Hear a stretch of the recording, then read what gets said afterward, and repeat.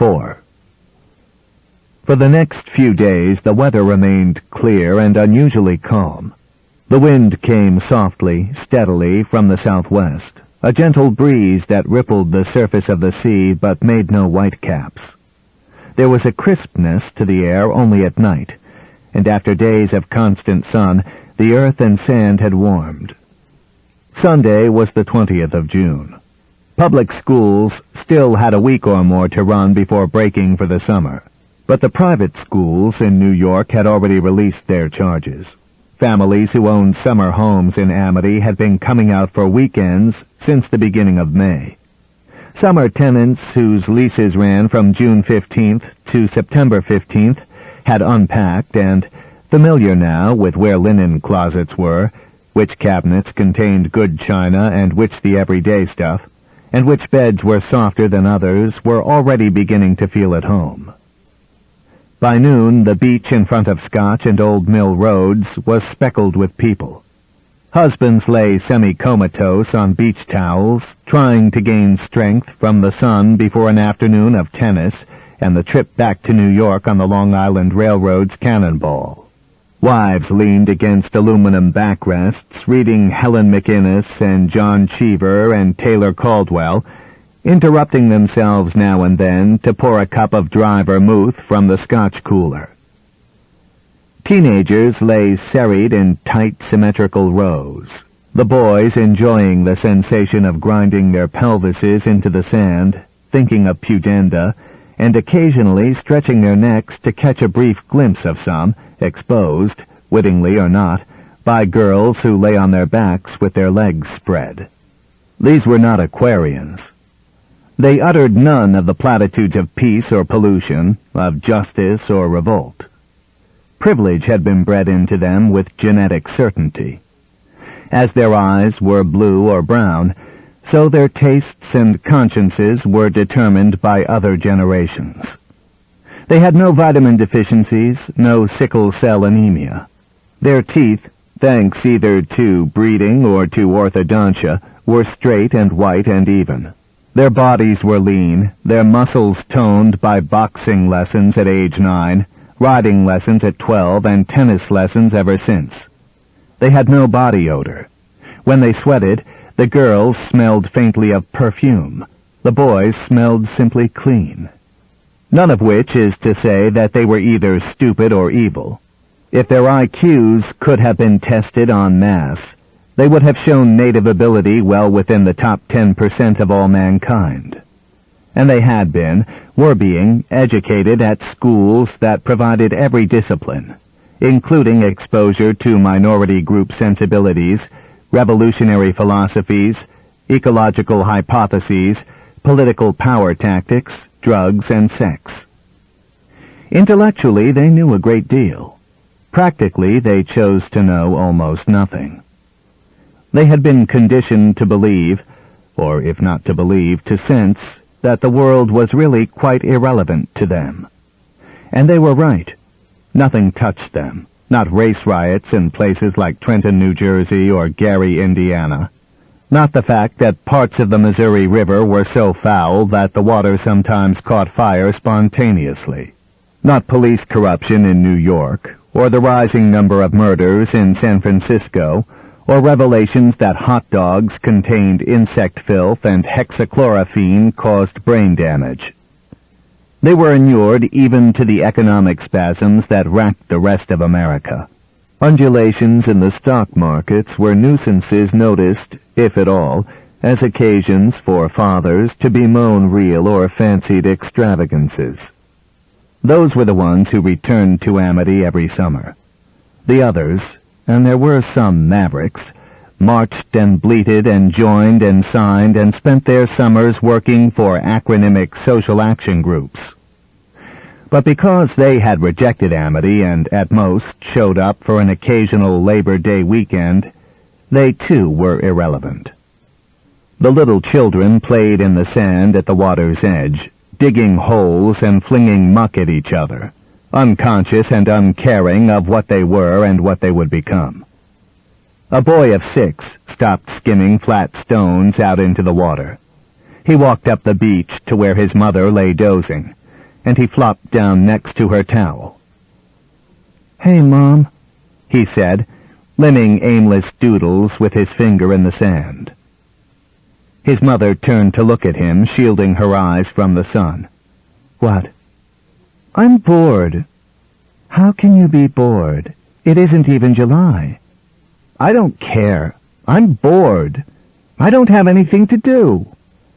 "You've got a whole beach to play on."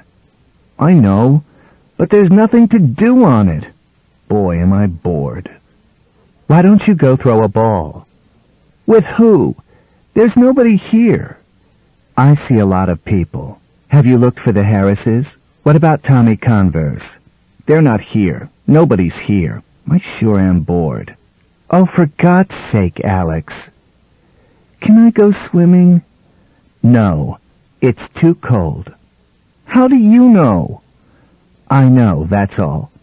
Besides, you know you can't go alone." "Will you come with me?" "Into the water? Certainly not." "No, I mean just to watch me." "Alex, Mom is pooped, absolutely exhausted. Can't you find anything else to do?" "Can I go out on my raft?" "Out where?" "Just out there a little ways. I won't go swimming. I'll just lie on my raft." His mother sat up and put on her sunglasses. She looked up and down the beach. A few dozen yards away, a man stood in waist-deep water with a child on his shoulders. The woman looked at him, indulging herself in a quick moment of regret and self-pity that she could no longer shift to her husband the responsibility of amusing their child. Before she could turn her head, the boy guessed what she was feeling. "I bet Dad would let me," he said. "Alex, you should know by now that that's the wrong way to get me to do anything." She looked down the beach in the other direction. Except for a few couples in the dim distance, it was empty. "Oh, all right," she said. "Go ahead. But don't go too far out, and don't go swimming." She looked at the boy, and to show she was serious, lowered her glasses so he could see her eyes. "Okay," he said. He stood up, grabbed his rubber raft, and dragged it down to the water. He picked up the raft, held it in front of him, and walked seaward. When the water reached his waist, he leaned forward. A swell caught the raft and lifted it, with the boy aboard. He centered himself so the raft lay flat. He paddled with both arms, stroking smoothly. His feet and ankles hung over the rear of the raft. He moved out a few yards, then turned and began to paddle up and down the beach. Though he didn't notice it, a gentle current carried him slowly offshore. 50 yards farther out, the ocean floor dropped precipitously, not with the sheerness of a canyon wall, but from a slope of perhaps 10 degrees to more than 45 degrees. The water was 15 feet deep where the slope began to change. Soon it was 25, then 40, then 50 feet deep. It leveled off at 100 feet for about half a mile, then rose in a shoal that neared the surface a mile from shore. Seaward of the shoal, the floor dropped quickly to 200 feet, and then, still farther out, the true ocean depths began. In 35 feet of water, the great fish swam slowly, its tail waving just enough to maintain motion. It saw nothing, for the water was murky with motes of vegetation. The fish had been moving parallel to the shoreline.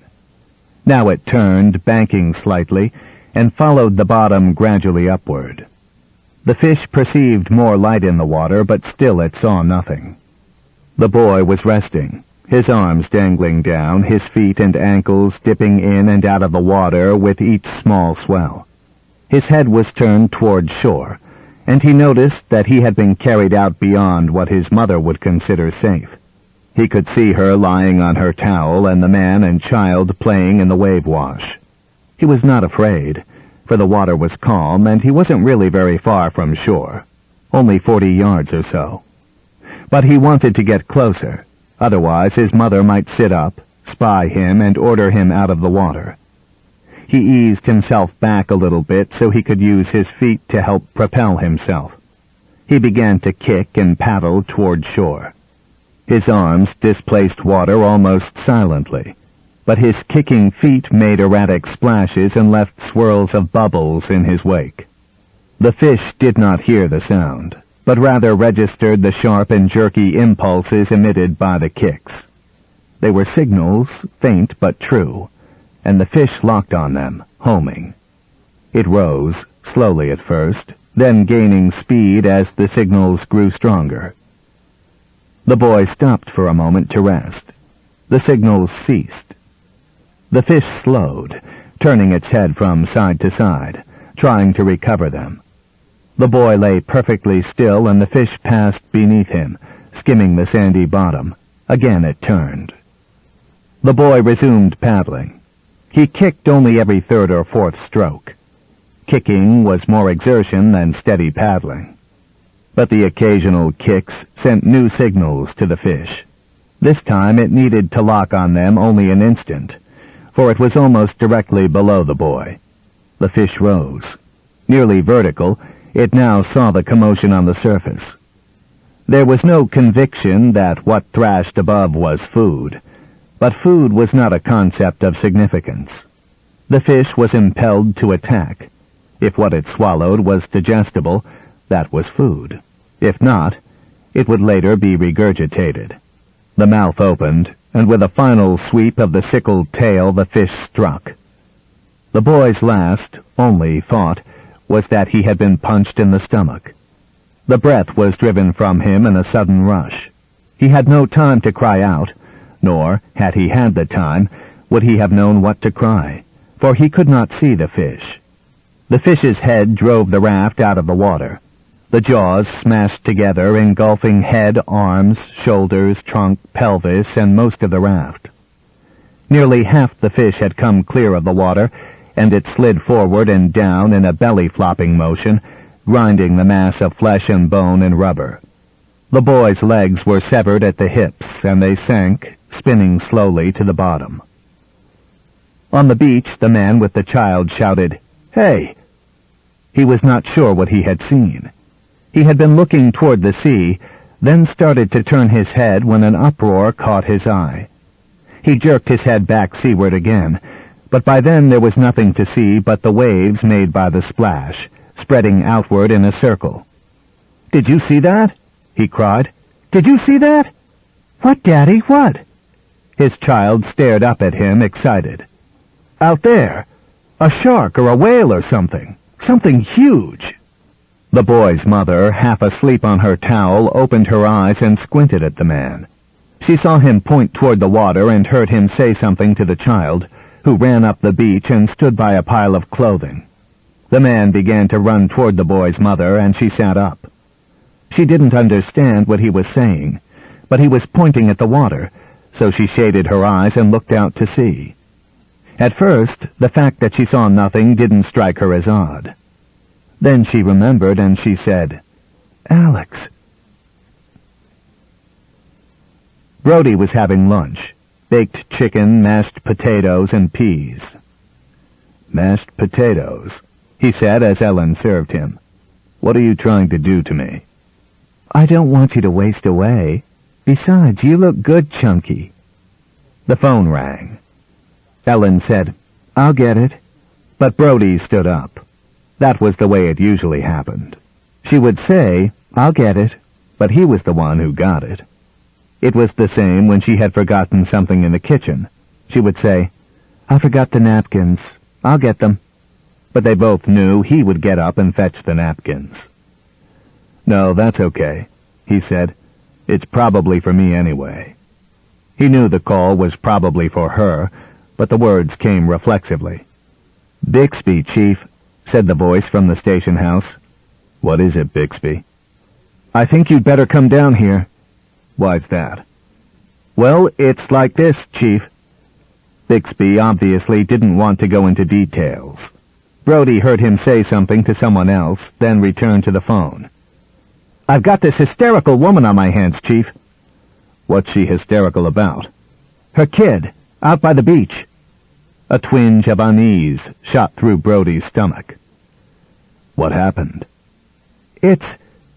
Bixby faltered, then said quickly, "Thursday." "Listen, asshole." Brody stopped, for now he understood. "I'll be right there." He hung up the phone.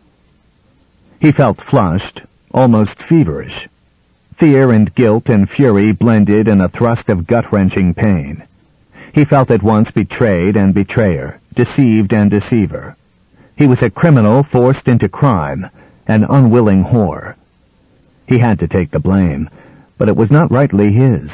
It belonged to Larry Vaughn and his partners, whoever they might be. He had wanted to do the right thing. They had forced him not to. But who were they to force him? If he couldn't stand up to Vaughn, what kind of cop was he? He should have closed the beaches. Suppose he had. The fish would have gone down the beach, say to East Hampton, and killed someone there. But that wasn't how it had worked. The beaches had stayed open, and a child had been killed because of it. It was as simple as that. Cause and effect. Brody suddenly loathed himself, and just as suddenly he felt great pity for himself. "What is it?" asked Ellen. "A kid just got killed." "How?" "By a goddamn son of a bitch of a shark." "Oh, no! If you had closed the beaches—" She stopped, embarrassed. "Yeah, I know." Harry Meadows was waiting in the parking lot at the rear of the station house when Brody drove up.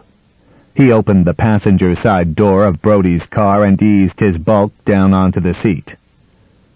"So much for the odds," he said. "Yeah. Who's in there, Harry?" "A man from the Times, 2 from Newsday, and one of my people. And the woman. And the man who says he saw it happen." "How did the Times get hold of it?" "Bad luck. He was on the beach. So was one of the Newsday guys. They're both staying with people for the weekend. They were onto it within 2 minutes." "What time did it happen?" Meadows looked at his watch. 15-20 minutes ago. No more." "Do they know about the Watkins thing?" "I don't know. My man does, but he knows enough not to talk. As for the others, it depends on who they've been talking to. I doubt they're onto it. They haven't had any digging time." "They'll get onto it sooner or later." "I know," said Meadows. "It puts me in a rather difficult position." "You? Don't make me laugh." "Seriously, Martin, if somebody from the Times gets that story and files it, it'll appear in tomorrow's paper along with today's attack, and the leader will look like hell. I'm going to have to use it to cover myself, even if the others don't." "Use it how, Harry? What are you going to say?" "I don't know yet. As I said, I'm in a rather difficult position." "Who are you going to say ordered it hushed up? Larry Vaughn?" "Hardly." "Me?" No. I'm not going to say anybody ordered it hushed up. There was no conspiracy. I'm going to talk to Carl Santos. If I can put the right words in his mouth, we may all be spared a lot of grief." "What about the truth?" "What about it?" "What about telling it the way it happened? Say that I wanted to close the beaches and warn people, but the selectmen disagreed. And say that because I was too much of a chicken to fight and put my job on the line, I went along with them. Say that all the honchos in Amity agreed there was no point in alarming people just because there was a shark around that liked to eat children." "Come on, Martin. It wasn't your fault. It wasn't anybody's. We came to a decision, took a gamble, and lost. That's all there is to it." "Terrific. Now I'll just go tell the kid's mother that we're terribly sorry we had to use her son for chips." Brody got out of the car and started for the back door of the station house. Meadows, slower to extract himself, followed a few paces behind. Brody stopped. "You know what I'd like to know, Harry? Who really made the decision? You went along with it. I went along with it. I don't think Larry Vaughn was even the actual guy who made the decision. I think he went along with it, too." "What makes you think so?" "I'm not sure. Do you know anything about his partners in the business?" "He doesn't have any real partners, does he?" "I'm beginning to wonder. Anyway, fuck it. for now. Brody took another step, and when Meadows still followed him, he said, "You better go around front, Harry, for appearance's sake." Brody entered his office through a side door. The boy's mother was sitting in front of the desk, clutching a handkerchief. She was wearing a short robe over her bathing suit. Her feet were bare. Brody looked at her nervously, once again feeling the rush of guilt. He couldn't tell if she was crying, for her eyes were masked by large round sunglasses. A man was standing by the back wall. Brody assumed he was the one who claimed to have witnessed the accident. He was gazing absently at Brody's collection of memorabilia, citations from community service groups, pictures of Brody with visiting dignitaries.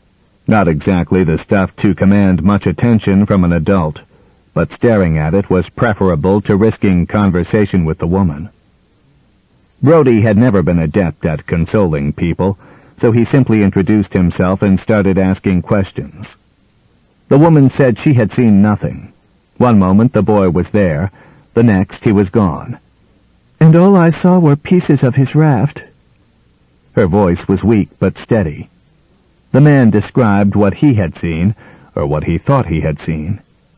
"So no one actually saw this shark," Brody said, courting a faint hope in the back of his mind.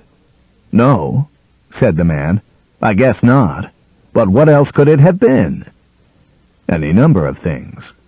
Brody was lying to himself as well as to them, testing to see if he could believe his own lies, wondering if any alternative to reality could be made credible. The raft could have gone flat and the boy could have drowned. "Alex is a good swimmer," the woman protested. "Or was." "And what about the splash?" said the man. "The boy could have been thrashing around." "He never cried out, not a word." Brody realized that the exercise was futile. "Okay," he said. "We'll probably know soon enough anyway." "What do you mean?" said the man. "One way or another, people who die in the water usually wash up somewhere. If it was a shark, there'll be no mistaking it." The woman's shoulders hunched forward, and Brody cursed himself for being a clumsy fool. "I'm sorry," he said. The woman shook her head and wept. Brody told the woman and the man to wait in his office, and he walked out into the front of the station house. Meadows was standing by the outer door, leaning against the wall. A young man, the reporter from the Times, Brody guessed, was gesturing at Meadows and seemed to be asking questions. The young man was tall and slim. He wore sandals and a bathing suit and a short-sleeved shirt with an alligator emblem stitched to the left breast, which caused Brody to take an instant instinctive dislike to the man. In his adolescence, Brody had thought of those shirts as badges of wealth and position. All the summer people wore them. Brody badgered his mother until she bought him one. "A $2 shirt with a $6 lizard on it," she said. And when he didn't find himself suddenly wooed by gaggles of summer people, he was humiliated. He tore the alligator off the pocket and used the shirt as a rag to clean the lawnmower with which he earned his summer income. More recently, Ellen had insisted on buying several shifts made by the same manufacturer, paying a premium they could ill afford for the alligator emblem, to help her regain her entree to her old milieu. To Brody's dismay, one evening he found himself nagging Ellen for buying a $10 dress with a $20 lizard on it. Two men were sitting on a bench, the Newsday reporters. One wore a bathing suit, the other a blazer and slacks. Meadows' reporter, Brody knew him as Nat something or other, was leaning against the desk, chatting with Bixby. They stopped talking as soon as they saw Brody enter. "What can I do for you?" Brody said. The young man next to Meadows took a step forward and said, "I'm Bill Whitman, from the New York Times." "And? What am I supposed to do?" Brody thought. "Fall on my ass?" "I was on the beach." "What did you see?" One of the Newsday reporters interrupted. "Nothing. I was there, too. Nobody saw anything, except maybe the guy in your office. He says he saw something." "I know," said Brody. But he's not sure just what it was he saw. The Times man said, "Are you prepared to list this as a shark attack?" "I'm not prepared to list this as anything, and I'd suggest you don't go listing it as anything either, until you know a hell of a lot more about it than you do now." The Times man smiled. "Come on, Chief, what do you want us to do? Call it a mysterious disappearance? Boy lost at sea?" It was difficult for Brody to resist the temptation to trade angry ironies with the Times reporter. He said, "Listen, Mr. Whitman, is it? Whitman. We have no witnesses who saw anything but a splash. The man inside thinks he saw a big silver-colored thing that he thinks may have been a shark. He says he has never seen a live shark in his life, so that's not what you'd call expert testimony. We have no body, no real evidence that anything violent happened to the boy. I mean, except that he's missing. It is conceivable that he drowned. It is conceivable that he had a fit or a seizure of some kind and then drowned. And it is conceivable that he was attacked by some kind of fish or animal, or even person for that matter. All of those things are possible, and until we get—" The sound of tires grinding over gravel in the public parking lot out front stopped Brody. A car door slammed and Len Hendricks charged into the station house, wearing nothing but a bathing suit.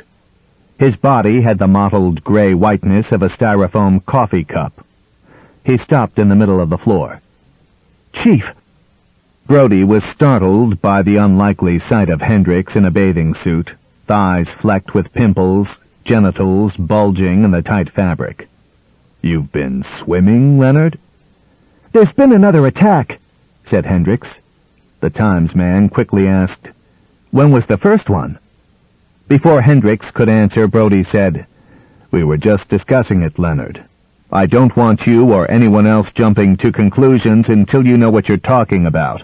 For God's sake, the boy could have drowned." "Boy?" said Hendricks. "What boy?" "This was a man, an old man, 5 minutes ago. He was just beyond the surf, and suddenly he screamed bloody murder, and his head went under water, and it came up again, and he screamed something else, and then he went down again. There was all this splashing around, and blood was flying all over the place. The fish kept coming back and hitting him again and again and again. That's the biggest fucking fish I ever saw in my whole life, big as a fucking station wagon. I went in up to my waist and tried to get to the guy, but the fish kept hitting him." Hendricks paused, staring at the floor. His breath squeezed out of his chest in short bursts. "Then the fish quit. Maybe he went away, I don't know. I waded out to where the guy was floating. His face was in the water. I took hold of one of his arms and pulled." Brody said, "And?" "It came off in my hand. The fish must have chewed right through it, all but a little bit of skin."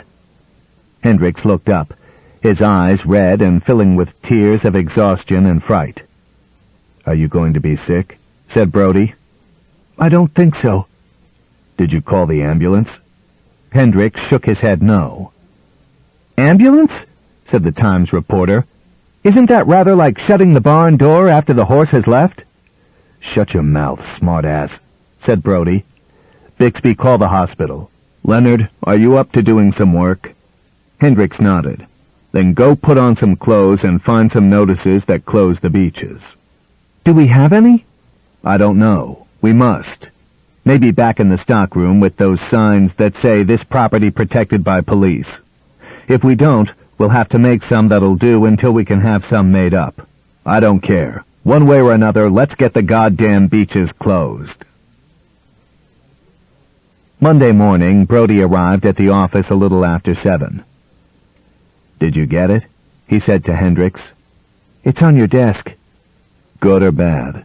Never mind. I'll go see for myself." "You won't have to look too hard." The city edition of the New York Times lay in the center of Brody's desk. About 3/4 of the way down the right-hand column on page 1, he saw the headline, "Shark Kills 2 on Long Island." Brody said, "Shit," and began to read. By William F. Whitman, special to the New York Times. Amity, Long Island, June 20th. A 6-year-old boy and a 65-year-old man were killed today in separate shark attacks that occurred within an hour of each other near the beaches of this resort community. Although the body of the boy, Alexander Kintner, was not found, officials said there was no question that he was killed by a shark. A witness, Thomas Daguerre of New York, said he saw a large silver-colored object rise out of the water and seize the boy and his rubber raft and disappear into the water with a splash. Amity coroner Carl Santos reported that traces of blood found on shreds of rubber recovered later left no doubt that the boy had died a violent death. At least 15 persons witnessed the attack on Morris Cater, 65, which took place at approximately 2 p.m., a quarter of a mile down the beach from where young Kintner was attacked. Apparently, Mr. Cater was swimming just beyond the surf line when he was suddenly struck from behind. He called out for help, but all attempts to rescue him were in vain. "I went in up to my waist and tried to get to him," said Amity police officer Leonard Hendricks, who was on the beach at the time, "but the fish kept hitting him." Mr. Cater, a jewelry wholesaler with offices at 1224 Avenue of the Americas, was pronounced dead on arrival at Southampton Hospital. These incidents are the first documented cases of shark attacks on bathers on the eastern seaboard in more than 2 decades. According to Dr. David Dieter, an ichthyologist at the New York Aquarium at Coney Island, it is logical to assume, but by no means a certainty, that both attacks were the work of one shark. "At this time of year in these waters," said Dr. Dieter, "there are very few sharks. It's rare at any time of year for sharks to come so close to the beach. So the chances that 2 sharks would be off the same beach at virtually the same time and would each attack someone are infinitesimal." When informed that one witness described the shark that attacked Mr. Cater as being as large as a station wagon, Dr. Dieter said the shark was probably a great white, Carcharodon carcharias, a species known throughout the world for its voraciousness and aggressiveness. In 1916, he said, a great white killed 4 bathers in New Jersey on one day, the only other recorded instance of multiple shark attack fatalities in the United States in this century. Dr. Dieter attributed the attacks to bad luck, like a flash of lightning that hits a house. The shark was probably just passing by. It happened to be a nice day, and there happened to be people swimming, and he happened to come along. It was pure chance. Amity is a summer community on the south shore of Long Island, approximately midway between Bridgehampton and East Hampton, with a wintertime population of 1,000. In the summer, the population increases to 10,000. Brody finished reading the article and set the paper on the desk. Chance, that doctor said. Pure chance. What would he say if he knew about the first attack? Still pure chance? Or would it be negligence, gross and unforgivable? There were 3 people dead now, and 2 of them could still be alive. If only Brody had... "You've seen the Times," said Meadows. He was standing in the doorway. "Yeah, I've seen it. They didn't pick up the Watkins thing." "I know. Kind of curious, especially after Len's little slip of the tongue." "But you did use it." "I did. I had to. Here." Meadows handed Brody a copy of the Amity Leader. The banner headline ran across all 6 columns of one page. 2 killed by monster shark off Amity Beach. Below that, in smaller type, a subhead. Number of victims of killer fish rises to 3. "You sure get your news up high, Harry." "Read on." Brody read. 2 summer visitors to Amity were brutally slain yesterday by a man-eating shark that attacked them as they frolicked in the chill waters off the Scotch Road beach. Alexander Kintner, age 6, who lived with his mother in the Gooseneck Lane house owned by Mr. and Mrs. Richard Packer, was the first to die, attacked from below as he lay on a rubber raft. His body has not been found. Less than half an hour later, Morris Cater, 65, who was spending the weekend at the Abelard Arms Inn, was attacked from behind as he swam in the gentle surf off the public beach. The giant fish struck again and again, savaging Mr. Cater as he cried for help. Patrolman Len Hendricks, who by sheer coincidence was taking his first swim in 5 years, made a valiant attempt to rescue the struggling victim, but the fish gave no quarter. Mr. Cater was dead by the time he was pulled clear of the water. The deaths were the second and third to be caused by shark attack off Amity in the past 5 days. Last Wednesday night, Miss Christine Watkins, a guest of Mr. and Mrs. John Foote of Old Mill Road, went for a swim and vanished. Thursday morning, Police Chief Martin Brody and Officer Hendricks recovered her body. According to Coroner Carl Santos, the cause of death was definitely and incontrovertibly shark attack. Asked why the cause of death was not made public, Mr. Santos declined to comment. Brody looked up from the paper and said, "Did Santos really decline to comment?" "No. He said nobody but you and I had asked him about the cause of death, so he didn't feel compelled to tell anybody. As you can see, I couldn't print that response. It would have pinned everything on you and me. I had hoped I could get him to say something like, 'Her family requested that the cause of death be kept private, and since there was obviously no crime involved, I agreed.' But he wouldn't. I can't say I blame him." "So what did you do?" "I tried to get hold of Larry Vaughn, but he was away for the weekend. I thought he'd be the best official spokesman." "And when you couldn't reach him?" "Read." It was understood, however, that Amity police and government officials had decided to withhold the information in the public interest. "People tend to overreact when they hear about a shark attack," said one member of the Board of Selectmen. "We didn't want to start a panic, and we had an expert's opinion that the odds against another attack were astronomical." "Who was your talkative selectman?" asked Brody. "All of them and none of them," said Meadows. "It's basically what they all said, but none of them would be quoted." "What about the beaches not being closed? Did you go into that?" "You did." "I did?" Asked why he had not ordered the beaches closed until the marauding shark was apprehended, Chief Brody said, "The Atlantic Ocean is huge. Fish swim in it and move from place to place. They don't always stay in one area, especially an area like this where there is no food source. What were we going to do? Close the Amity beaches and people would just drive up to East Hampton and go swimming there. And there's just as good a chance that they'd get killed in East Hampton as in Amity." After yesterday's attacks, however, Chief Brody did order the beaches closed until further notice. "Jesus, Harry," said Brody, "you really put it to me. You've got me arguing a case I don't believe, then being proved wrong and forced to do what I wanted to do all along. That's a pretty shitty trick."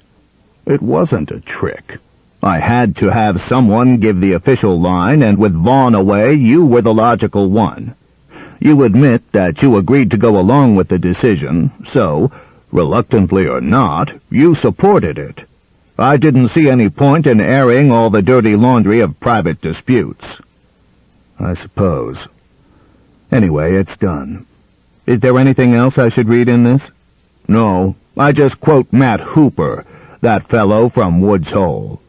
He says it would be remarkable if we ever have another attack, but he's a little less sure than he was last time." "Does he think one fish is doing all this?" "He doesn't know, of course, but offhand, yes. He thinks it's a big white." "I do, too. I mean, I don't know from whites or greens or blues, but I think it's one shark." "Why?" "I'm not sure exactly. Yesterday afternoon I called the Coast Guard out on Montauk. I asked them if they'd noticed a lot of sharks around here recently, and they said they hadn't seen a one. Not one so far this spring. It's still early, so that isn't too strange. They said they'd send a boat down this way later on and give me a call if they saw anything. I finally called them back. They said they had cruised up and down this area for 2 hours and hadn't seen a thing. So there sure aren't many sharks around. They also said that when there are sharks around, they're mostly medium-sized blue sharks, about 5 to 10 feet, and sand sharks that don't generally bother people. From what Leonard said he saw yesterday, this is no medium-sized blue. Hooper said there was one thing we could do, Meadows said. Now that you've got the beaches closed down, we could chum. You know, spread fish guts and goodies like that around in the water. If there's a shark around, he said, that will bring him running. Oh, great. That's what we need, to attract sharks. And what if he shows up? What do we do then? Catch him. With what? My trusty spinning rod? No, a harpoon. A harpoon. Harry, I don't even have a police boat, let alone a boat with harpoons on it. There are fishermen around. They have boats. Yeah, for 150 a day or whatever it is. True. But still, it seems to me... A commotion out in the hall stopped Meadows in mid-sentence. He and Brody heard Bixby say, "I told you, ma'am, he's in conference." Then a woman's voice said, "Bullshit! I don't care what he's doing. I'm going in there." The sound of running feet, first one pair, then two. The door to Brody's office flew open, and standing in the doorway, clutching a newspaper, tears streaming down her face, was Alexander Kintner's mother. Bixby came up behind her and said, "I'm sorry, Chief. I tried to stop her." "That's okay, Bixby," said Brody. "Come in, Mrs. Kintner." Meadows stood and offered her his chair, which was the closest one to Brody's desk. She ignored him and walked up to Brody, who was standing behind his desk. "What can I do?" The woman slapped the newspaper across his face. It didn't hurt Brody so much as startle him, especially the noise, a sharp report that rang deep into his left ear. The paper fell to the floor. "What about this?" Mrs. Kintner screamed. "What about it?" "What about what?" said Brody. "What they say here, that you knew it was dangerous to swim, that somebody had already been killed by that shark, that you kept it a secret." Brody didn't know what to say. Of course it was true, all of it, at least technically. He couldn't deny it, and yet he couldn't admit it either, because it wasn't the whole truth. "Sort of," he said. "I mean, yes, it's true, but it's... Look, Mrs. Kintner." He was pleading with her to control herself until he could explain. "You killed Alex!" She shrieked the words, and Brody was sure they were heard in the parking lot, on the street, in the center of town, on the beaches, all over Amity. He was sure his wife heard them, and his children. He thought to himself, stop her before she says anything else. But all he could say was, "Shh." "You did! You killed him!" Her fists were clenched at her sides, and her head snapped forward as she screamed, as if she were trying to inject the words into Brody. "You won't get away with it!" "Please, Mrs. Kintner," said Brody. "Calm down. Just for a minute. Let me explain." He reached to touch her shoulder and help her to a chair, but she jerked away. "Keep your fucking hands off me!" she cried. "You knew! You knew all along, but you wouldn't say. And now a 6-year-old boy, a beautiful 6-year-old boy, my boy." Tears seemed to pulse from her eyes, and as she quivered in her rage, droplets were cast from her face. "You knew! Why didn't you tell? Why?" She clutched herself, wrapping her arms around her body as they would be wrapped in a straitjacket, and she looked into Brody's eyes. "Why?" Brody fumbled for words. "It's a long story." He felt wounded, incapacitated as surely as if he had been shot. He didn't know if he could explain now. He wasn't even sure he could speak. "I bet it is," said the woman. "Oh, you evil man! You evil, evil man! You—" "Stop it!" Brody's shout was both plea and command. It stopped her. "Now look, Mrs. Kintner, You've got it wrong. All wrong. Ask Mr. Meadows. Meadows, transfixed by the scene, nodded dumbly. Of course he'd say that. Why shouldn't he? He's your pal, isn't he? He probably told you you were doing the right thing. Her rage was mounting again, flooding, resuscitated by a new burst of emotional amperage. You probably decided together. That makes it easier, doesn't it? Did you make money? What? Did you make money from my son's blood? Did someone pay you not to tell what you knew? Brody was horrified. No, Christ, of course not. Then why? Tell me why. I'll pay you. Just tell me why. Because we didn't think it could happen again. Brody was surprised by his brevity. That was it, really, wasn't it? The woman was silent for a moment, letting the words register in her muddled mind. She seemed to repeat them to herself. She said, "Oh." Then, a second later, "Jesus." All of a sudden, as if a switch had been turned somewhere inside her, shutting off power, she had no more self-control. She slumped into the chair next to Meadows and began to weep in gasping, choking sobs. Meadows tried to calm her, but she didn't hear him. She didn't hear Brody when he told Bixby to call a doctor.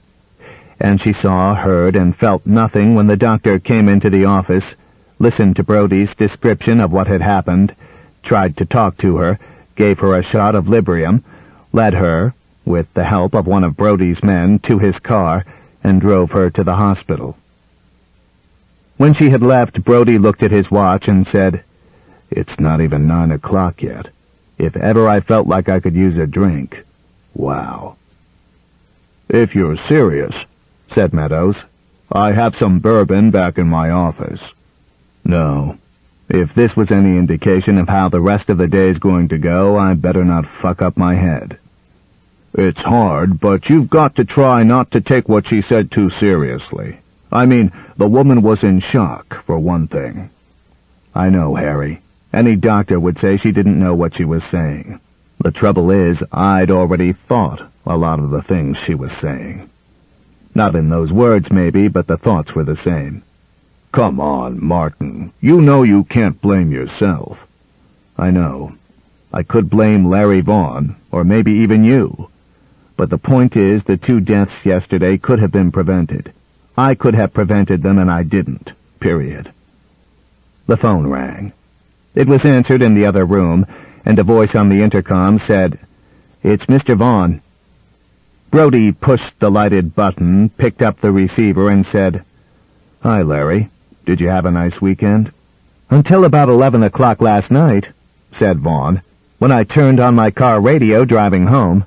I was tempted to call you last night, but I figured you had had a rough enough day without being bothered at that hour." "That's one decision I agree with." "Don't rub it in, Martin. I feel bad enough." Brody wanted to say, "Do you, Larry?" He wanted to scrape the wound raw, to unload some of the anguish onto someone else.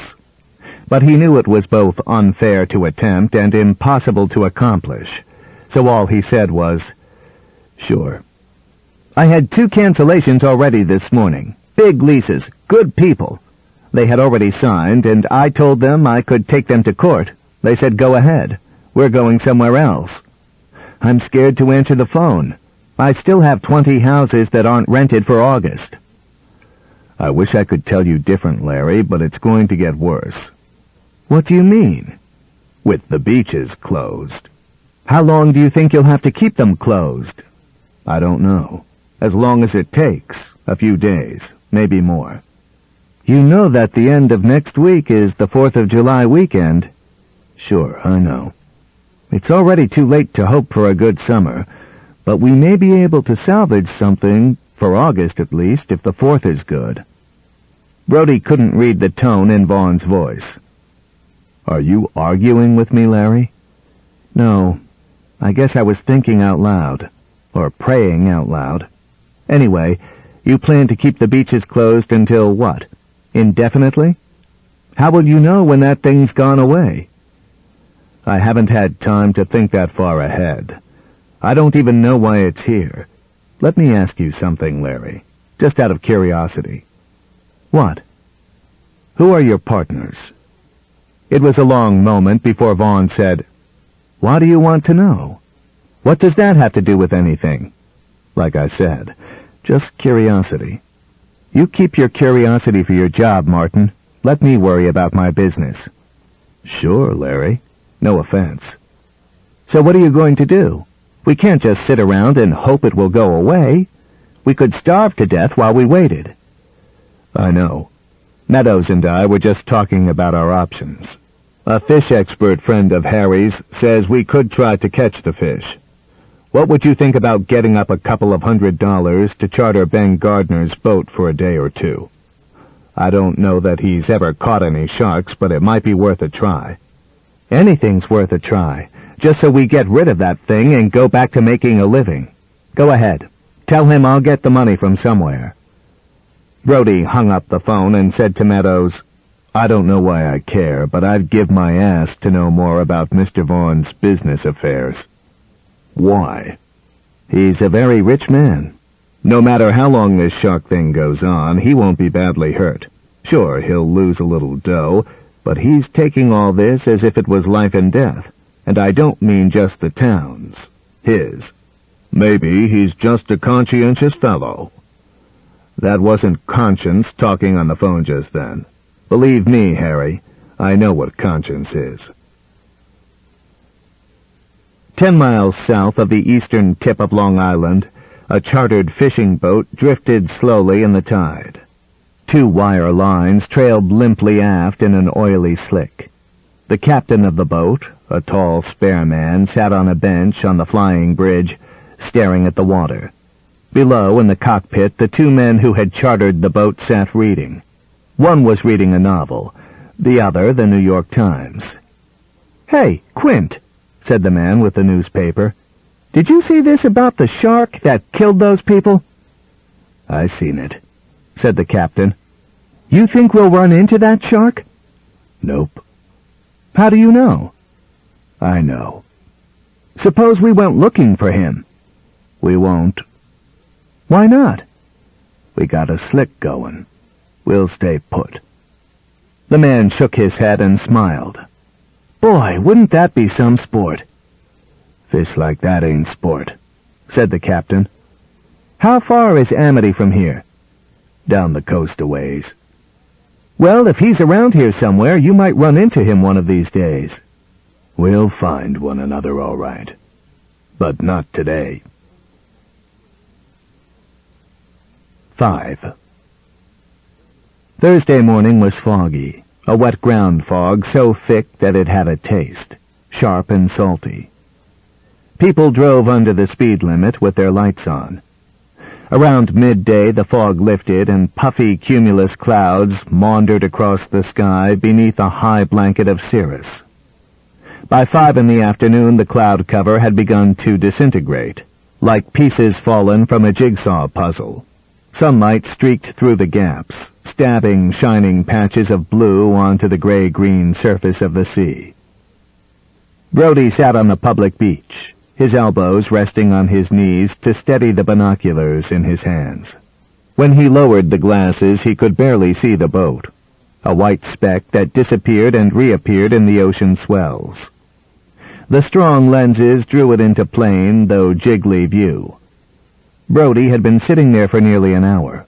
He tried to push his eyes, to extend his vision from within to delineate more clearly the outline of what he saw. He cursed and let the glasses drop and hang by the strap around his neck. "Hey, Chief," Hendricks said, walking up to Brody. "Hey, Leonard. What are you doing here?" "I was just passing by and I saw your car. What are you doing?" "Trying to figure out what the hell Ben Gardner's doing." "Fishing, don't you think?" "That's what he's being paid to do, but it's the damnedest fishing I ever saw. I've been here an hour, and I haven't seen anything move on that boat." "Can I take a look?" Brody handed him the glasses. Hendricks raised them and looked out to sea. "Nope, you're right. How long has he been out there?" "All day, I think. I talked to him last night, and he said he'd be taking off at 6 this morning." "Did he go alone?" "I don't know. He said he was going to try to get hold of his mate, Danny what's-his-name, but there was something about a dentist appointment. I hope to hell he didn't go alone. You want to go see? We've got at least 2 more hours of daylight. How do you plan to get out there? I'll borrow Chickering's boat. He's got an aquasport with an 80-horse Evinrude on it. That'll get us out there. Brody felt a shimmy of fear skitter up his back. He was a very poor swimmer, and the prospect of being on top of, let alone in water above his head, gave him what his mother used to call the whim-whams, sweaty palms, a persistent need to swallow, and an ache in his stomach.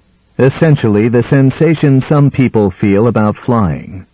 In Brody's dreams, deep water was populated by slimy, savage things that rose from below and shredded his flesh, by demons that cackled and moaned. "Okay," he said. "I don't guess we've got much choice. Maybe by the time we get to the dock, he'll already have started in. You go get the boat ready. I'll stop off at headquarters and give his wife a call. See if he's called in on the radio." Amity's town dock was small, with only 20 slips, a fuel dock, and a wooden shack where hot dogs and fried clams were sold in cardboard sleeves. The slips were in a little inlet, protected from the open sea by a stone jetty that ran across half the width of the inlet's mouth.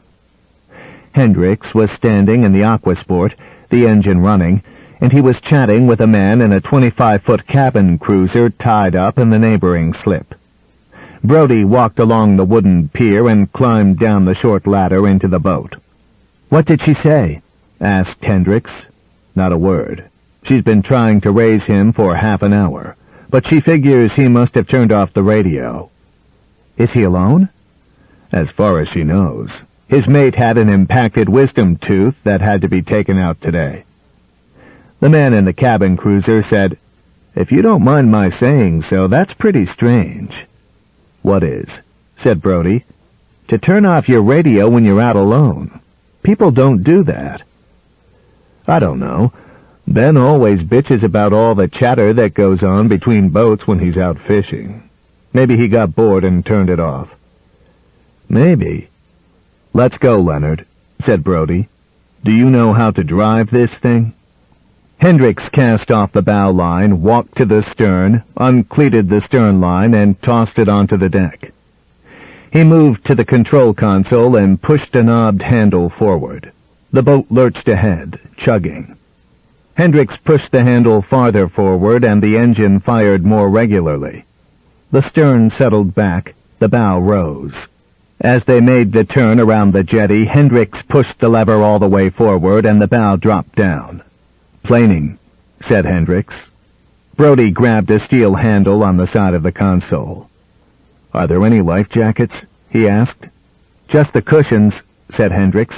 "They'd hold you up all right if you were an 8-year-old boy." "Thanks." What breeze there had been had died, and there was little chop to the sea. But there were small swells, and the boat took them roughly, smacking its wooden prow into each one, recovering with a shudder that unnerved Brody. "This thing's gonna break apart if you don't slow down," he said. Hendricks smiled, relishing his moment of command. "No worry, Chief. If I slow down, we'll wallow. It'll take us a week to get out there, and your stomach will feel like it's full of squirrels." Gardner's boat was about 3/4 of a mile from shore. As they drew nearer, Brody could see it bobbing gently in the swells. He could even make out the black letters on the transom. Flicka. "He's anchored," said Hendricks. "Boy, that's some lot of water to anchor a boat in. We must have more than 100 feet out here." "Swell," Brody said. "That's just what I wanted to hear." When they were about 50 yards from the Flicka, Hendricks throttled down and the boat settled into a slow side-to-side roll. They closed quickly. Brody walked forward and mounted a platform in the bow. He saw no signs of life. There were no rods in the rod holders. "Hey, Ben!" he called. There was no reply. "Maybe he's below," said Hendricks. Brody called again. Hey, Ben! The bow of the Aquasport was only a few feet from the port quarter of the Flicka. Hendricks pushed the handle into neutral, then gave it a quick burst of reverse. The Aquasport stopped, and on the next swell nestled up against the Flicka's gunwale. Brody grabbed the gunwale. Hey, Ben! Hendricks took a line from the lazarette, walked forward, and made it fast to a cleat on the bow of the Aquasport. He looped the line over the railing of the other boat and tied a crude knot. "You want to go on board?" he said. "Yeah." Brody climbed aboard the Flicka. Hendricks followed, and they stood in the cockpit. Hendricks poked his head through the forward hatch. "You in there, Ben?" He looked around, withdrew his head, and said, "Not there." "He's not on board," said Brody. "No two ways about it." "What's that stuff?" said Hendricks, pointing to a bucket in the corner of the stern. Brody walked to the bucket and bent down. A stench of fish and oil filled his nose. The bucket was full of guts and blood. "Must be chum," he said. "Fish guts and other shit. You spread it around in the water and it's supposed to attract sharks." He didn't use much of it. The bucket's almost full. A sudden noise made Brody jump. "Whiskey Zebra Echo 259er, said a voice crackling over the radio. "This is the Pretty Belle. You there, Jake?" "So much for that theory," said Brody. He never turned off his radio. "I don't get it, Chief. There are no rods. He didn't carry a dinghy, so he couldn't have rowed away. He swam like a fish, so if he fell overboard, he would have just climbed back on." "You see a harpoon anywhere?" "What's it look like?" "I don't know. Like a harpoon. And barrels. Supposedly you use them as floats." "I don't see anything like that." Brody stood at the starboard gunwale, gazing into the middle distance. The boat moved slightly, and he steadied himself with his right hand. He felt something strange and looked down. There were 4 ragged screw holes where a cleat had been. The screws had obviously not been removed by a screwdriver. The wood around the holes was torn. "Look at this, Leonard." Hendricks ran his hand over the holes.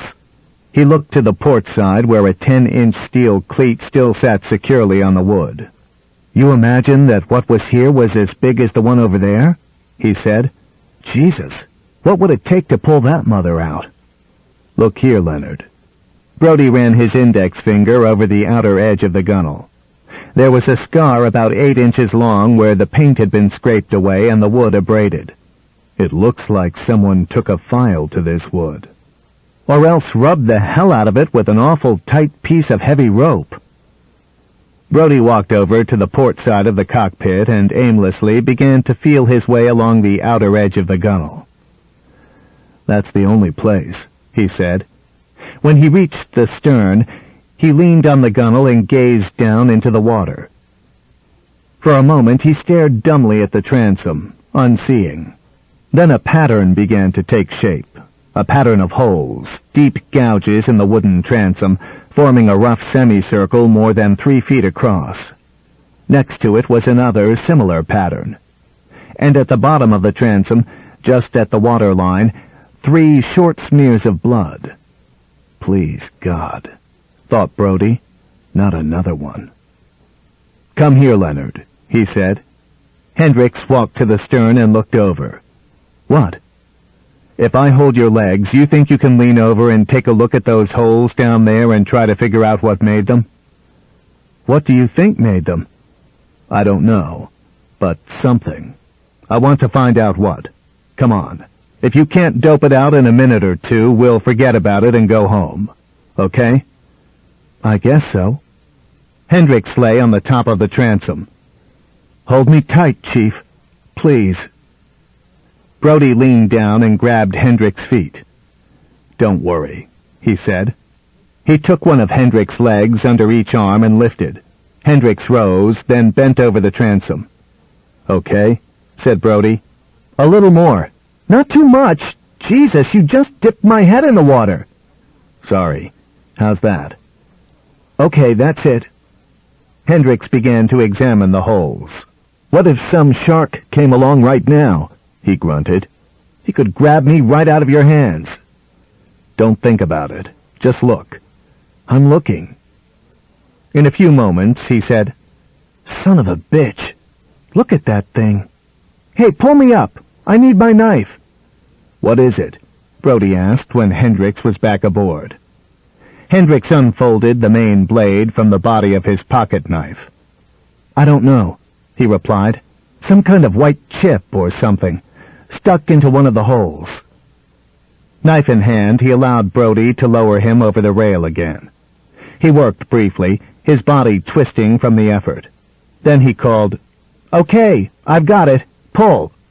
Brody stepped backward, hoisting Hendricks over the transom, then lowered Hendricks' feet to the deck.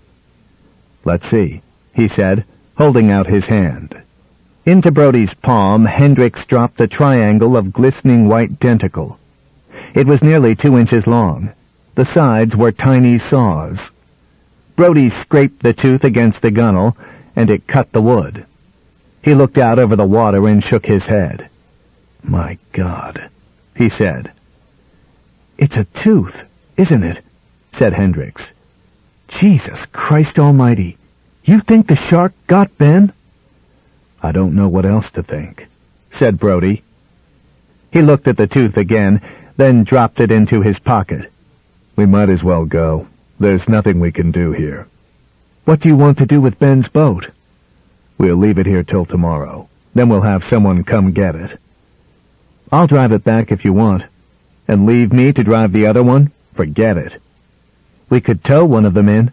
No, it's getting dark, and I don't want to have to fool around trying to dock 2 boats in the dark.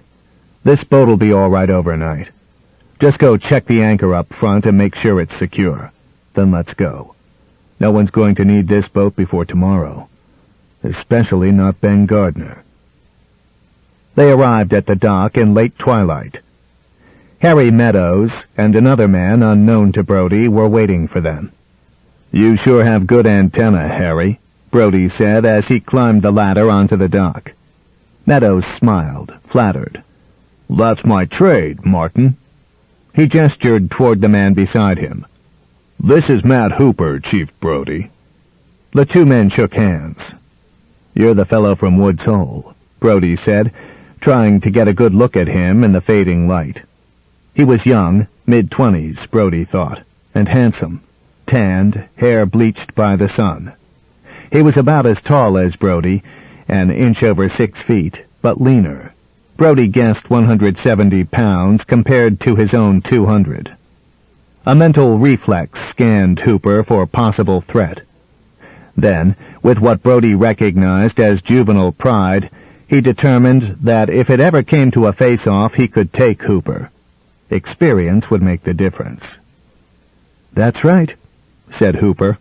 Harry's been tapping your brain long distance, Brody said. How come you're here? Meadows said, I called him. I thought he might be able to figure out what's going on. Shit, Harry. All you had to do was ask me, said Brody. I could have told you. You see, there's this fish out there, and you know what I mean. Brody sensed his own resentment at the intrusion, the complication that Hooper's expertise was bound to add, the implicit division of authority that Hooper's arrival had created. And he recognized the resentment as stupid. Sure, Harry, he said. No problem. It's just been a long day. What did you find out there? Meadows asked. Brody started to reach in his pocket for the tooth, but he stopped. He didn't want to go through it all, standing on a dock in near darkness. I'm not sure, he said. Come on back to the station and I'll fill you in. Is Ben going to stay out there all night? It looks that way, Harry. Brody turned to Hendricks, who had finished tying up the boat. You going home, Leonard? Yeah. I want to clean up before I go to work. Brody arrived at police headquarters before Meadows and Hooper. It was almost 8 o'clock. He had 2 phone calls to make. To Ellen to see if the dinner leftovers could be reheated, or if he should pick up something on the way home, and the call he dreaded, to Sally Gardner. He called Ellen first. Pot roast.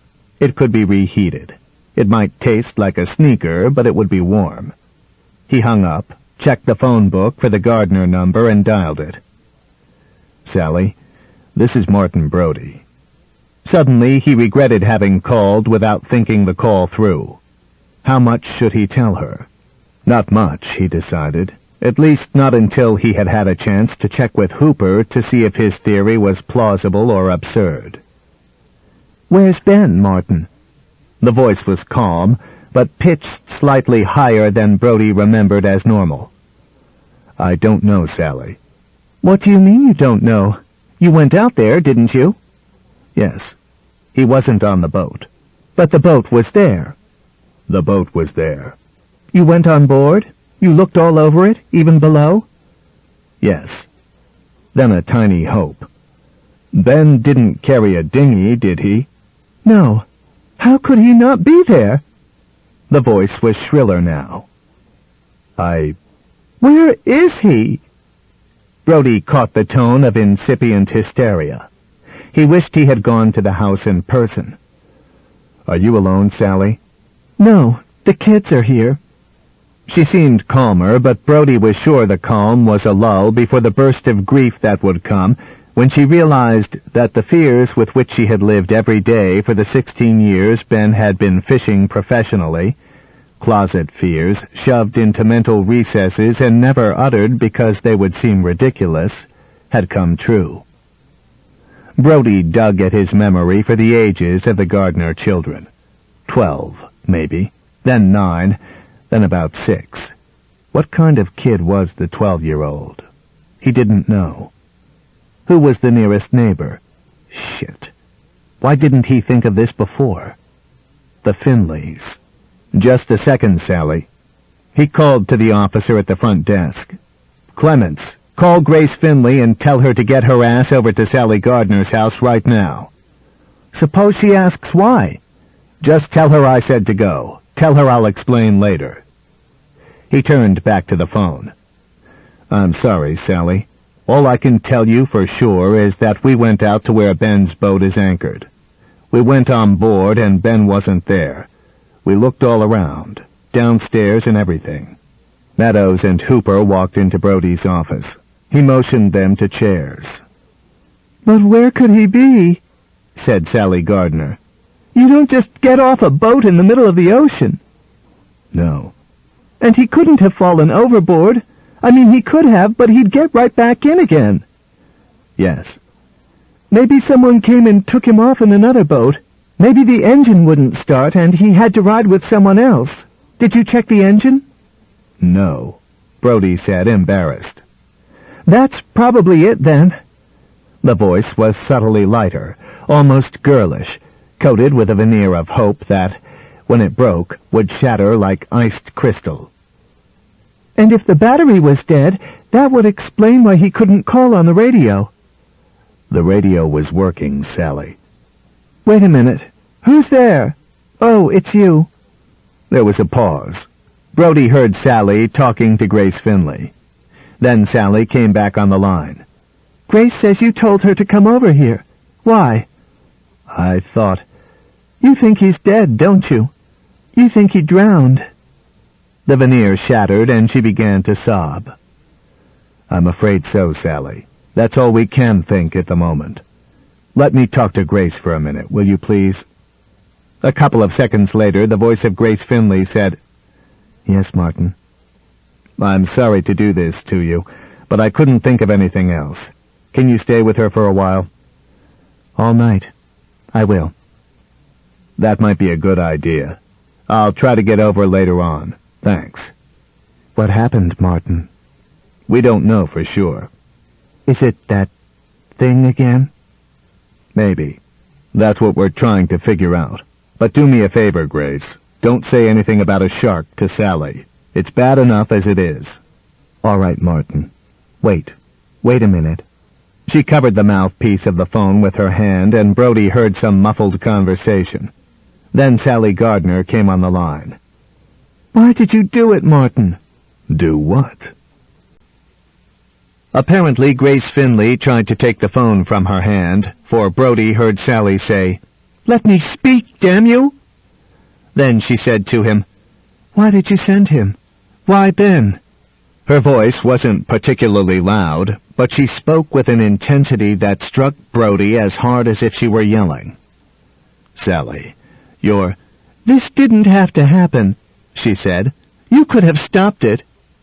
Brody wanted to hang up. He didn't want a repetition of the scene with the Kintner boy's mother. But he had to defend himself.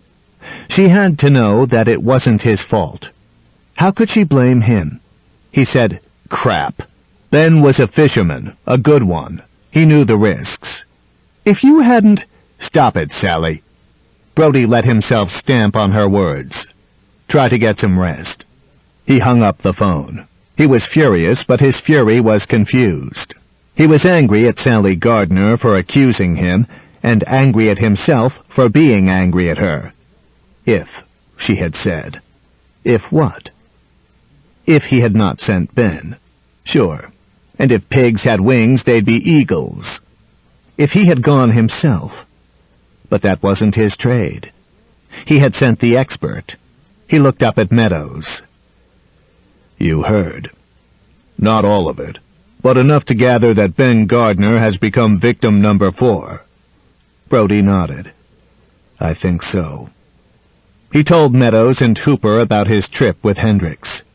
Once or twice, Meadows interrupted with a question. Hooper listened, his angular face placid and his eyes, a light powder blue, fixed on Brody. At the end of his tale, Brody reached into his pants pocket. "We found this," he said. "Leonard dug it out of the wood." He flipped the tooth to Hooper, who turned it over in his hand. "What do you think, Matt?" said Meadows. "It's a white." "How big?" "I can't be sure, but big. 15-20 feet. That's some fantastic fish." He looked at Meadows. "Thanks for calling me," he said. "I could spend a whole lifetime around sharks and never see a fish like that." Brody asked, "How much would a fish like that weigh?" 5,000 or 6,000 pounds. Brody whistled. 3 tons. "Do you have any thoughts about what happened?" Meadows asked. "From what the chief says, it sounds like the fish killed Mr. Gardner." "How?" said Brody. "Any number of ways. Gardner might have fallen overboard. More likely he was pulled over. His leg may have gotten tangled in a harpoon line. He could even have been taken while he was leaning over the stern." "How do you account for the teeth in the stern?" "The fish attacked the boat." "What the hell for?" "Sharks aren't very bright, Chief. They exist on instinct and impulse. The impulse to feed is powerful." "But a 30-foot boat?" "A shark doesn't think. To him it wasn't a boat. It was just something large. And inedible. Not till he tried it. You have to understand. There's nothing in the sea this fish would fear. Other fish run from bigger things. That's their instinct. But this fish doesn't run from anything. He doesn't know fear. He might be cautious, say around an even bigger white. But fear? No way." "What else do they attack?" "Anything." "Just like that? Anything?" "Pretty much, yes." "Do you have any idea why he's hung around here so long?" said Brody. "I don't know how much you know about the water here, but—" "I grew up here." "You did? In Amity?" "No, Southampton. I spent every summer there from grade school through grad school." "Every summer? So you didn't really grow up there?" Brody was groping for something with which to reestablish his parity with, if not superiority to, the younger man. And what he settled for was reverse snobism, an attitude not uncommon to year-round residents of resort communities. It gave them armor against the contempt they sensed radiating from the rich summer folk. It was an "I'm all right, Jack" attitude, a social machismo that equated wealth with effeteness, simplicity with goodness, and poverty, up to a point, with honesty. And it was an attitude that, in general, Brody found both repugnant and silly. But he had felt threatened by the younger man. He wasn't really sure why. and the sensation was so alien that he had reached for the most convenient carapace, the one Hooper had handed him. "You're picking nits," Hooper said testily. "Okay, so I wasn't born here. But I've spent a lot of time in these waters, and I wrote a paper on this coastline. Anyway, I know what you're getting at, and you're right. This shoreline isn't an environment that would normally support a long stay by a shark." "So why is this one staying?" "It's impossible to say. It's definitely uncharacteristic, but sharks do so many uncharacteristic things that the erratic becomes the normal.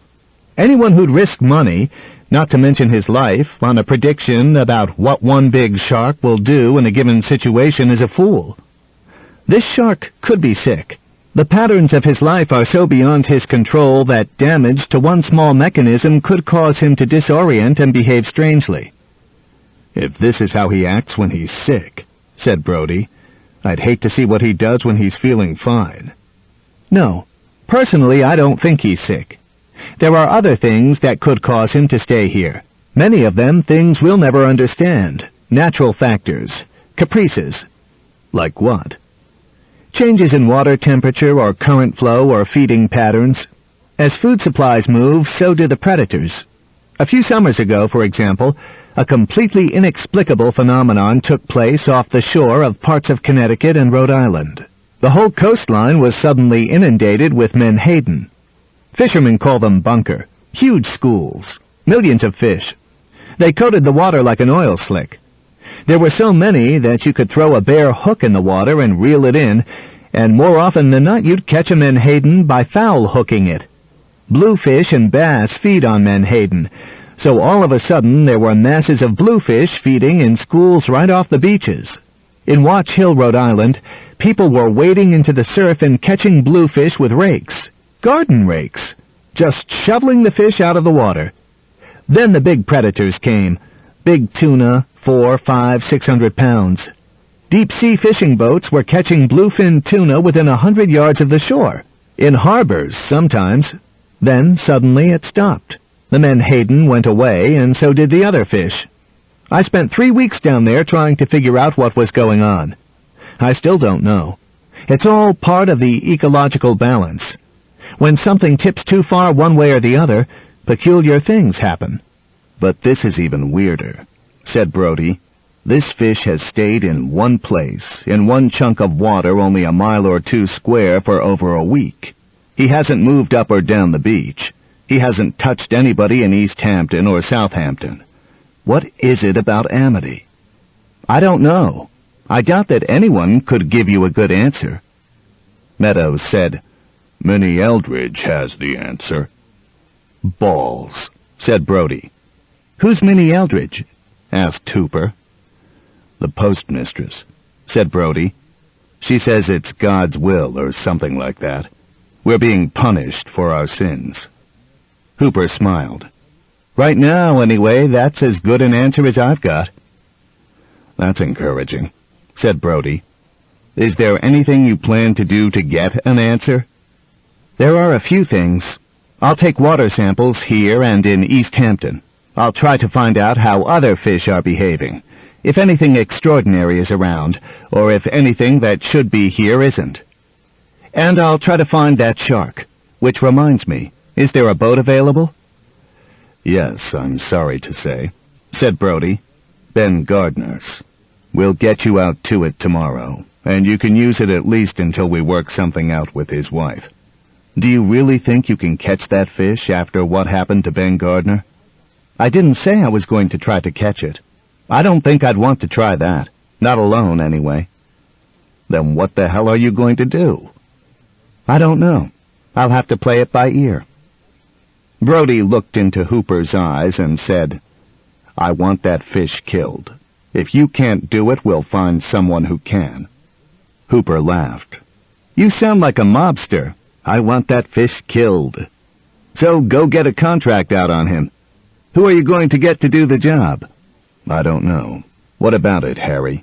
You're supposed to know everything that goes on around here. Isn't there any fishermen on this whole damn island equipped to catch big sharks?"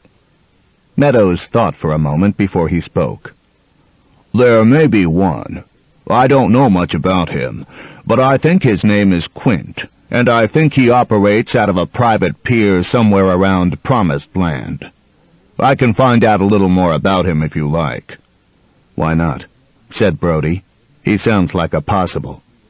Hooper said, "Look, Chief, you can't go off half-cocked looking for vengeance against a fish. That shark isn't evil. It's not a murderer. It's just obeying its own instincts. Trying to get retribution against a fish is crazy." "Listen, you—" Brody was growing angry, an anger born of frustration and humiliation. He knew Hooper was right, but he felt that right and wrong were irrelevant to the situation. The fish was an enemy. It had come upon the community and killed 2 men, a woman, and a child. The people of Amity would demand the death of the fish. They would need to see it dead before they could feel secure enough to resume their normal lives. Most of all, Brody needed it dead, for the death of the fish would be a catharsis for him. Hooper had touched that nerve, and that infuriated Brody further. But he swallowed his rage and said, "Forget it." The phone rang. "It's for you, Chief," said Clements. "Mr. Vaughn." "Oh, swell. That's just what I need." He punched the flashing button on the phone and picked up the receiver. "Yeah, Larry." "Hello, Martin. How are you?"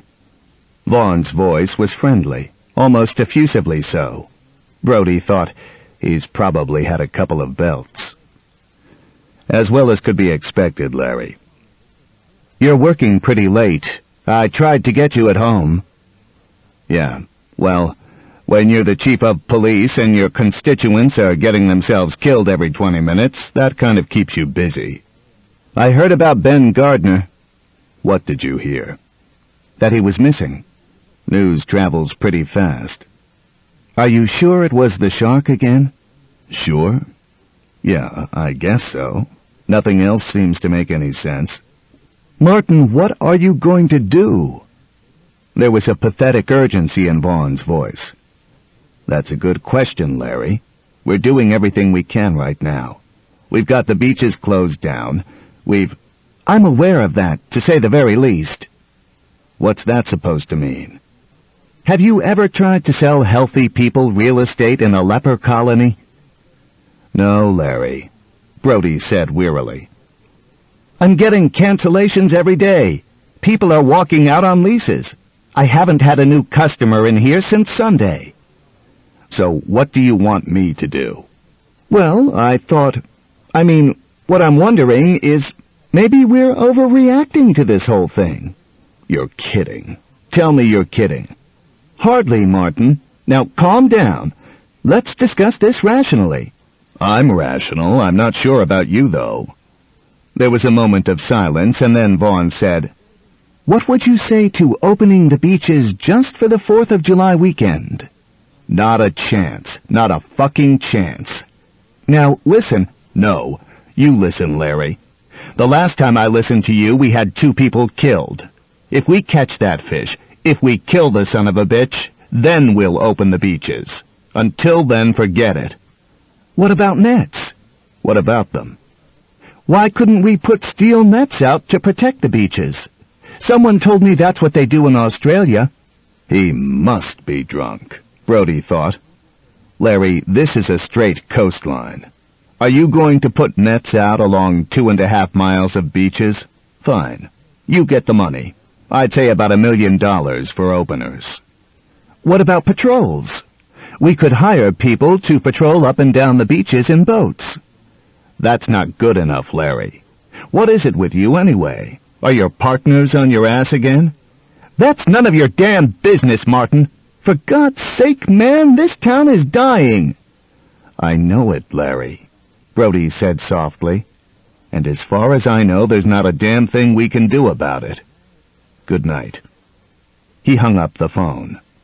Meadows and Hooper rose to leave. Brody walked them to the front door of the station house. As they started out the door, Brody said to Meadows, "Hey, Harry, you left your lighter inside."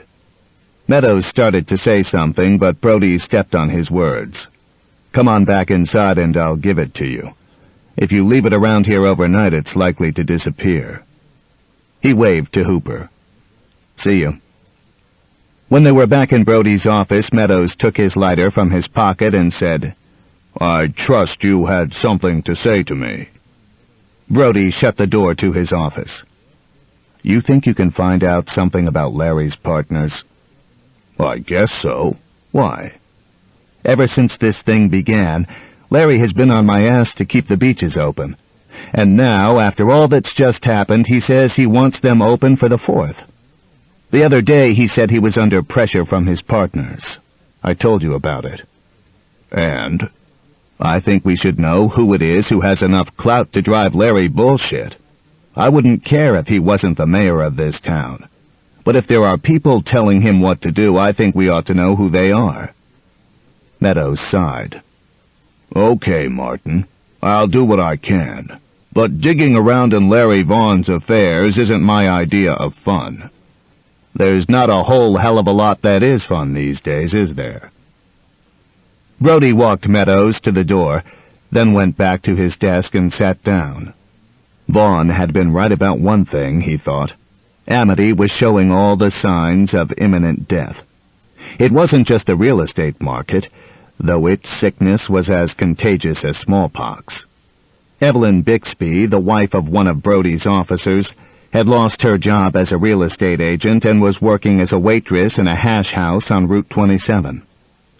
2 new boutiques that were scheduled to open the next day had put off their debuts until July 3rd, and the proprietors of both made a point of calling on Brody to tell him that if the beaches weren't open by then, they wouldn't open their stores at all.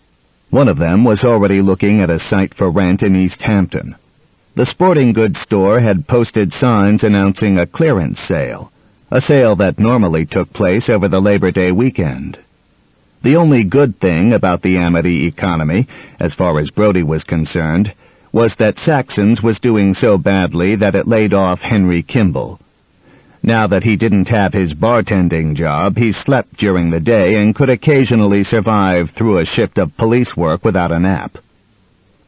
Beginning on Monday morning, the first day the beaches were closed, Brody had posted 2 officers on the beaches.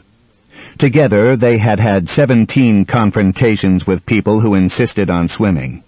One was with a man named Robert Dexter, who claimed a constitutional right to swim off his own beach, and who allowed his dog to terrorize the officer on duty until the cop pulled his pistol and threatened to shoot the dog. Another dust-up took place on the public beach when a New York lawyer started reading the United States Constitution to a policeman and a multitude of cheering youths. Still, Brody was convinced that, so far at least, no one had gone swimming.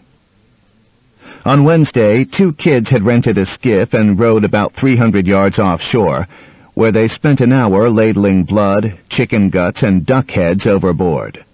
A passing fishing boat spotted them and called Brody via the marine operator. Brody called Hooper, and together they went in Flicka and towed the boys to shore. In the skiff, the boys had a flying gaff attached to 200 yards of clothesline, secured to the prow by a square knot. They said they planned to hook the shark with the gaff and go for a Nantucket sleigh ride. Brody told them that if they ever tried the stunt again, he'd arrest them for attempted suicide. There had been 4 reports of shark sightings. 1 had turned out to be a floating log.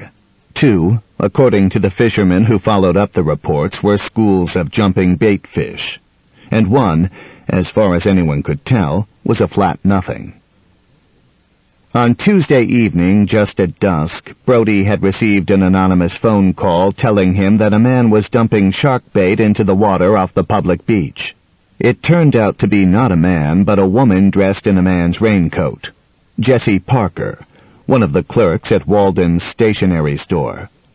At first, she denied throwing anything into the water, but then she admitted that she had tossed a paper bag into the surf. It contained 3 empty vermouth bottles. "Why didn't you throw them in the garbage?" Brody had asked. "I didn't want the garbage man to think I'm a heavy drinker." "Then why didn't you throw them in someone else's garbage?" That wouldn't be nice, she said. Garbage is sort of private, don't you think? Brody told her that from now on she should take her empty bottles, put them in a plastic bag, put that bag in a brown paper bag, then smash the bottles with a hammer until they were ground up. Nobody would ever know they had been bottles. Brody looked at his watch. It was after 9, too late to pay a visit to Sally Gardner. He hoped she was asleep. Maybe Grace Finley had given her a pill or a glass of whiskey to help her rest. Before he left the office, he called the Coast Guard station at Montauk and told the duty officer about Ben Gardner. The officer said he would dispatch a patrol boat at first light to search for the body. "Thanks," said Brody. "I hope you find it before it washes up." Brody was suddenly appalled at himself. It was Ben Gardner, a friend. What would Sally say if she heard Brody refer to her husband as it? 15 years of friendship wiped out, forgotten. There was no more Ben Gardner. There was only an it that should be found before it became a gory nuisance. "We'll try," said the officer. "Boy, I feel for you guys. You must be having a hell of a summer." "I only hope it isn't our last," said Brody. He hung up, turned out the light in his office, and walked out to his car. As he turned into his driveway, Brody saw the familiar blue-gray light shining from the living room windows. The boys were watching television. He walked through the front door, flipped off the outside light, and poked his head into the dark living room. The oldest boy, Billy, lay on the couch, leaning on an elbow. Martin, the middle son, aged 12, lounged in an easy chair, his shoeless feet propped up on the coffee table. 8-year-old Sean sat on the floor, his back against the couch, stroking a cat in his lap. "How goes it?" said Brody. "Good, Dad," said Bill, without shifting his gaze from the television. "Where's your mom?" "Upstairs. She said to tell you your dinner's in the kitchen." "Okay. Not too late, Sean, huh? It's almost 9:30. "Okay, Dad," said Sean. Brody went into the kitchen, opened the refrigerator, and took out a beer. The remains of the pot roast sat on the kitchen table in a roasting pan, surrounded by a scum of congealed gravy. The meat was brownish-gray and stringy. "Dinner?" said Brody to himself. He checked the icebox for sandwich makings. There was some hamburger, a package of chicken legs, a dozen eggs, a jar of pickles, and 12 cans of soda pop. He found a piece of American cheese, dried and curled with age, and he folded it and popped it into his mouth. He debated heating up the pot roast, then said aloud, "The hell with it." He found 2 pieces of bread, spread mustard on them, took a carving knife from a magnetic board on the wall, and sliced a thick slab of roast. He dropped the meat on one of the pieces of bread, scattered a few pickles on top of it, covered it with the other piece of bread, and mashed the sandwich down with the heel of his hand. He put it on a plate, picked up his beer, and climbed the stairs to his bedroom. Ellen was sitting up in bed reading Cosmopolitan. "Hello," she said. "A tough day? You didn't say anything on the phone." "A tough day. That's about all we're having these days. You heard about Ben Gardner? I wasn't really positive when I talked to you." He put the plate and the beer on the dresser and sat on the edge of the bed to remove his shoes. "Yes, I got a call from Grace Finley asking if I knew where Dr. Craig was. His service wouldn't say, and Grace wanted to give Sally a sedative." "Did you find him?" "No, but I had one of the boys take some Seconal over to her." "What's Seconal?" "Sleeping pills." "I didn't know you were taking sleeping pills." "I don't often, just every now and then." "Where did you get them?" "From Dr. Craig, when I went to him last time about my nerves. I told you." "Oh." Brody tossed his shoes into a corner, stood up, and took off his trousers, which he folded neatly over the back of a chair. He took off his shirt, put it on a hanger, and hung it in the closet. In t-shirt and undershorts, he sat down on the bed and began to eat his sandwich. The meat was dry and flaky. All he could taste was mustard. "Didn't you find the roast?" said Ellen. Brody's mouth was full, so he nodded. "What's that you're eating, then?" He swallowed. "The roast." "Did you heat it up?" "No, I don't mind it like this." Ellen made a face and said, "Yuck." Brody ate in silence as Ellen aimlessly turned the pages of her magazine. After a few moments, she closed the magazine, put it in her lap, and said, "Oh, dear." "What's the matter?" "I was just thinking about Ben Gardner. It's so horrible.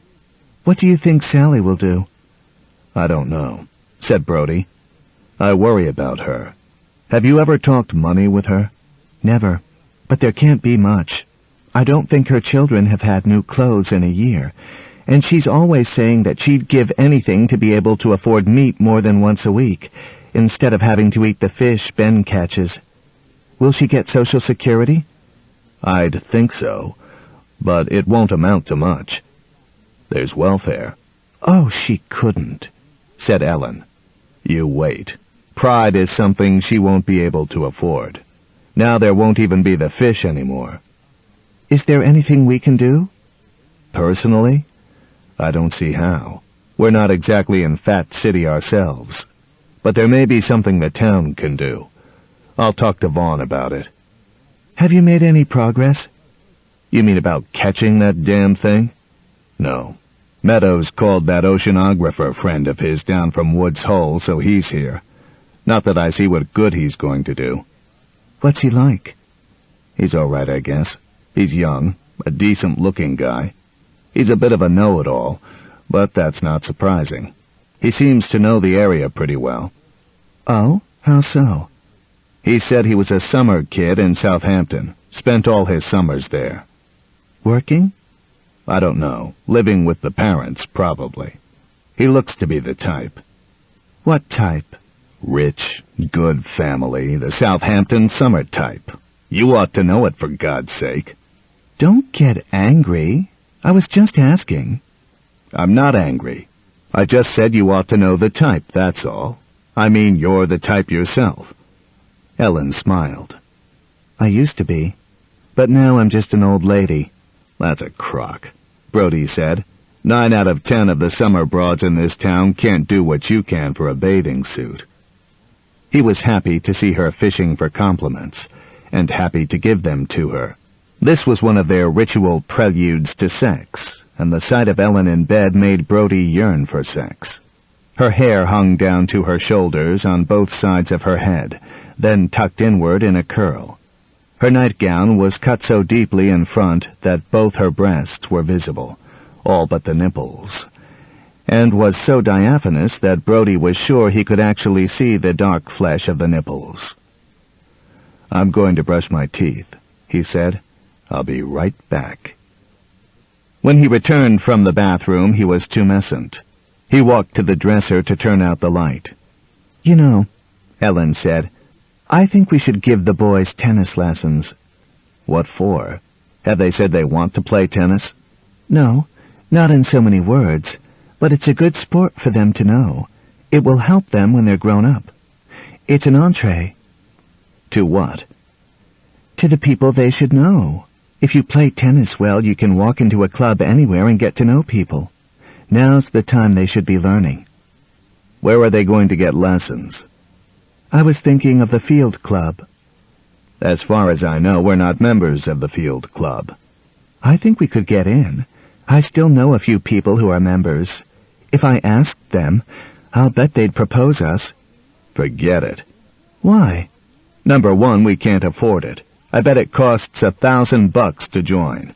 And then it's at least a few hundred a year. We haven't got that kind of money." "We have savings." "Not for tennis lessons, for Christ's sake. Come on, let's drop it." He reached for the light. "It would be good for the boys." Brody let his hand fall to the top of the dresser. "Look, we're not tennis people. We wouldn't feel right there. I wouldn't feel right there. They don't want us there." "How do you know? We've never tried." "Just forget it." He switched off the light, walked over to the bed, pulled back the covers, and slid in beside Ellen. "Besides," he said, nuzzling her neck, "there's another sport I'm better at." The boys are awake. They're watching television. They wouldn't know it if a bomb went off up here. He kissed her neck and began to rub his hand in circles on her stomach, moving higher with each rotation. Ellen yawned. "I'm so sleepy," she said. "I took a pill before you came home." Brody stopped rubbing. "What the hell for?" "I didn't sleep well last night, and I didn't want to wake up if you came home late. So I took a pill." "I'm going to throw those goddamn pills away." He kissed her cheek, then tried to kiss her mouth, but caught her in mid-yawn.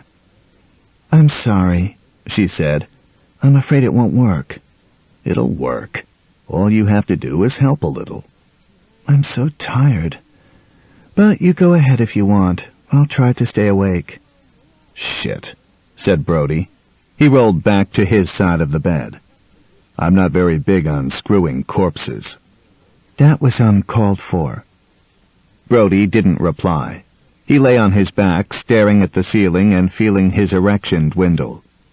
But the pressure inside him was still there, a dull ache in his groin. A moment later, Ellen said, "What's Harry Meadows' friend's name?" "Hooper." "Not David Hooper?" "No. I think his name is Matt."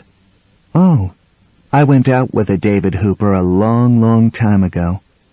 I remember—" Before she could finish the sentence, her eyes shut, and soon she slipped into the deep breathing of sleep. A few blocks away in a small clapboard house, a black man sat at the foot of his son's bed. "What story do you want to read?" he said. "I don't want to read a story," said the boy, who was 7. "I want to tell a story." "Okay. What'll we tell one about?" "A shark. Let's tell one about a shark." The man winced. "No, let's tell one about a bear." "No, a shark. I want to know about sharks." "You mean a once-upon-a-time story?" "Sure. Like, once upon a time there was a shark that ate people." "That's not a very nice story." "Why do sharks eat people?" "I guess they get hungry. I don't know." "Do you bleed if a shark eats you?" "Yes," said the man. "Come on, let's tell a story about another kind of animal. You'll have nightmares if we tell about a shark." "No, I won't. If a shark tried to eat me, I'd punch him in the nose." "No shark is going to try to eat you." "Why not? If I go swimming, I bet one would. Don't sharks eat black people?" "Now stop it. I don't want to hear any more about sharks." The man lifted a pile of books from the bedside table. "Here, let's read Peter Pan."